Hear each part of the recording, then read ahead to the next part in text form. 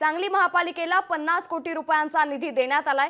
निधीच्या पैशातून पुतळे सुशोभीकरण केलं जाणार असल्याची माहिती आता समोर आली आहे। उपमुख्यमंत्री अजितदादा पवार यांच्याकडून सांगली महापालिकेला 50 कोटी रुपयांचा निधी मंजूर करण्यात आलाय। या 50 कोटी निधीतून मिरजेतील छत्रपती शिवाजी महाराज पुतळा सुशोभीकरण, छत्रपती संभाजी महाराज यांचा पुतळा बसवणे, महात्मा बसवेश्वर पुतळा, त्याचबरोबर डॉक्टर बाबासाहेब आंबेडकर यांचा नवा पुतळा बसवणं आणि परिसर विकसित करणं, मुस्लिम समाजासाठी सांस्कृतिक हॉल बांधणं, उद्यानाचा विकास, नव्या पक्षी संग्रहालयासाठी वाढीव निधींची तरतूद अशी विविध कामं केली जाणार असल्याची माहिती आता समोर आली आहे।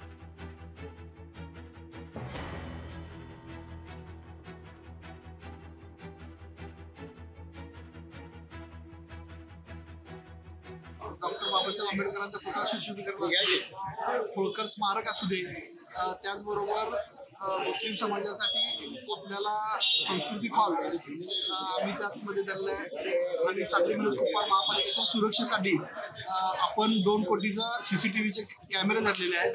त्याचबरोबर इंटरनॅशनल स्केटिंग ट्रॅक करण्यासाठी 1.5 कोटी रुपये तरतूद केलेली आहे।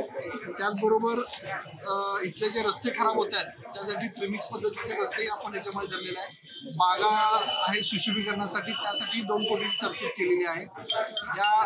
अशा पद्धतीने आपण जो निधी आलेला आहे तो निधी वर्ग करून महापालिकेकडे हे कामाचे आपण ह्या 15 ऑगस्ट पर्यंत काम सुरुवात करायचं आमचा असा मानस आहे।